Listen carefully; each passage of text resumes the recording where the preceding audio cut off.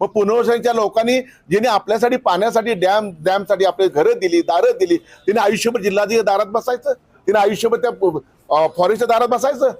त्यांच्यावर अन्याय करून काही मातबर, काही आमदार, खासदार, मंत्री यांची सुद्धा स्टॅम्प आहेत त्यात पुनर्वसनाच्या जागा हडप करण्यात. हे अत्यंत वाईट आहे. हे कुठं थांबलं पाहिजे आणि ह्या जिल्हाधिकारी, अपर जिल्हाधिकाऱ्यांची कसून चौकशी करा. यांना कारभार देऊ नका. त्याच्या फाईल ज्या पेंडिंग आहेत त्या फाईल कुठल्या आहेत, त्यांनी आता त्याच्या कार्य कुठल्या मंजूर केल्या, ह्या सगळ्या तपासणी करता अत्यंत गरजेचं आहे. म्हणून आम्ही महसूल मंत्र्यांना विनंती करतोय, महसूल मंत्री साहेब, हे कुणाचं काम करतायत? हे शासनाचं काम करतायत का इथल्या दलांचं काम करतायत का इथल्या व्हाईट कॉलर माफियाचं काम करतायत, लँड माफियांचं, का कुणा लोकप्रतिनिधीचं काम करतायत? हे तपासणं अत्यंत गरजेचं आहे. आणि तरच कोल्हापूर आम्हाला न्याय मिळेल. आता अशा अधिकारी 10-10 वर्ष इथं राहून आमच्या कोल्हापूरचं नुकसान करतील अशी माहिती त्यांना विनंती. यामध्ये कोणती अदृश्य शक्ती कार्यरत आहे असं तुम्हाला वाटते का? 100% अदृश्य शक्ती कार्यरत आहे. ज्यांनी पैसे गुंतवले असतील, मी प्रश्न म्हणजे मला शंका आहे, त्या माणूस जातो येतो तडकाफडकी बदलेले माणूस येतोच कसा इथं, परत कसा येतो इथं? आणि कोण आणतं यांना इथं 15 दिवसासाठी 20 दिवसासाठी?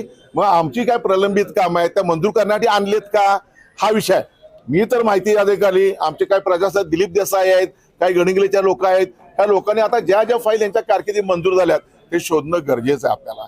नाही तर भविष्यामध्ये 5-25 वर्षानं कोल्हापुरात विकासासाठी जागा सुद्धा 1 इंच जागा शिल्लक नाही.